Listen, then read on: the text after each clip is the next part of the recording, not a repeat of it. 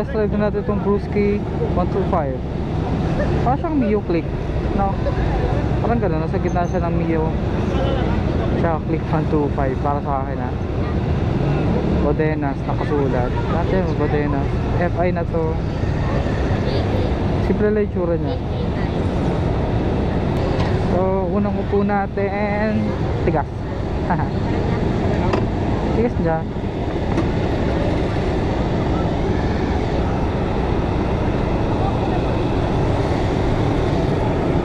Gauge panel niya, panel gauge niya reminds me of Mio.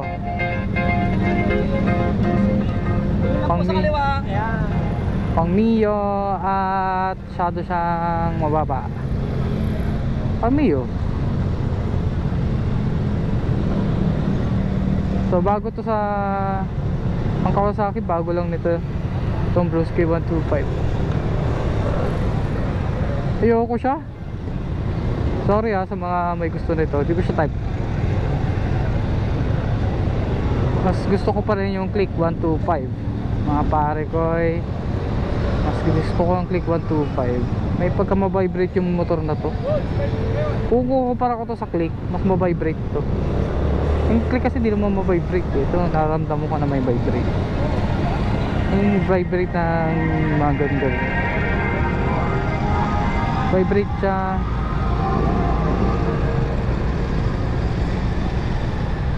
Pero kung ayaw ng Click, okay to. Oh, puta, may pagkarera tayo. May pagkarera tayo sa Click 125. Ay hindi siya pwede malabanan. Okay na, mabibrate siya. Tignan yung salamin, mabibrate. Yan, mabibrate siya. Mabibrate siya. Hindi siya ganun ka-type. No offense sa mga may gusto ng unit ito, pero hindi siya type, mabibrate. Ayun, vibrate talaga. Ayun, galaw, diba?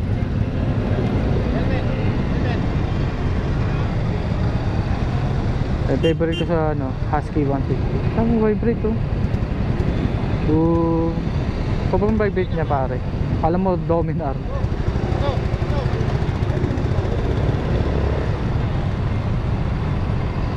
Karera tayo.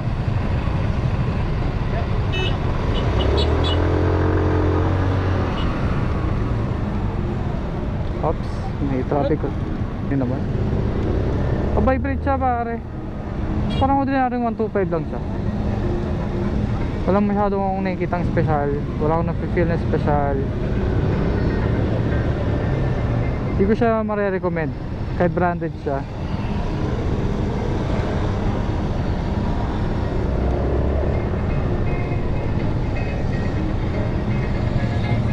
Para sa akin, maporma siya. Oo, maporma siya, pero hindi ko type ewan. Kasi marami na ako nagkaroon na ako ng maraming iba't ibang 125cc na scooter. Parang ito yung pinaka worst para sa akin. As of nung nagamit ko na ginagamit ko hindi ko siya type. Siguro kung babawasan ng Kawasaki, mare-resolve nito yung vibration ng itong Brusky 125. Saka tingin ko magiging mas okay siya.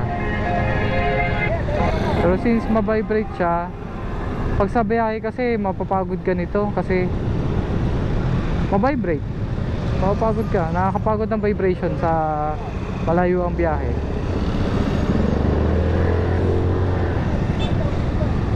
Pero ang kagandahan lang dito, tahimik at madali siyang iliko. Magaan lang siya. Kasi nga ma-2.5 syempre. Pero overall hindi ko siya type. Maganda lang yung colorway niya.